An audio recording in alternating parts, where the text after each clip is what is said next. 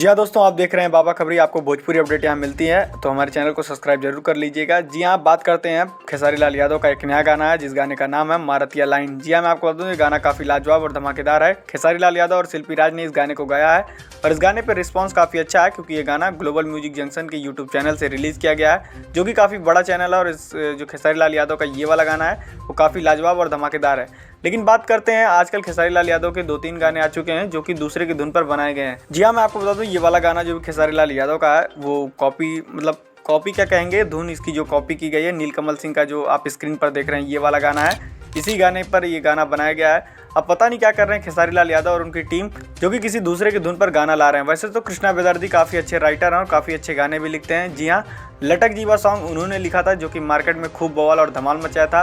और आकांक्षा पुरी और खेसारी लाल यादव ने जब इस पर रील बनाई तो करीब 100 मिलियन के आसपास व्यूज़ गया इस पर। फिलहाल भी ये गाना काफ़ी मार्केट में चल रहा है। लेकिन एक बात बताइए, किसी दूसरे की धुन पर ज़्यादा गाना उठाना अच्छी बात नहीं है।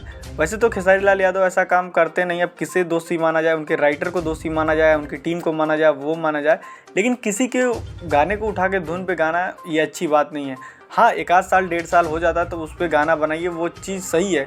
लेकिन किसी दूसरे का गाना उठा के गाना ये चीज़ें गलत है। क्योंकि आपने देखा हाल ही फिलहाल में जानू ये लिबास वाला जो गाना था एक लड़के ने गाया था जो कि अभी उभरने की कोशिश कर रहा है, मतलब ट्रेंडिंग में आने की कोशिश कर रहा है। उसका गाना भी उठा के गा देते हैं जिसकी वजह से थोड़ी रीच कम हो जाती है और छोटे क्रिएटर वहीं दब जाते हैं। तो आपका क्या कहना है इस सब मामले में, तो हमें कमेंट बॉक्स में जरूर बताइएगा। और हमारी वीडियो पसंद आई हो तो लाइक शेयर सब्सक्राइब करना ना भूलिएगा।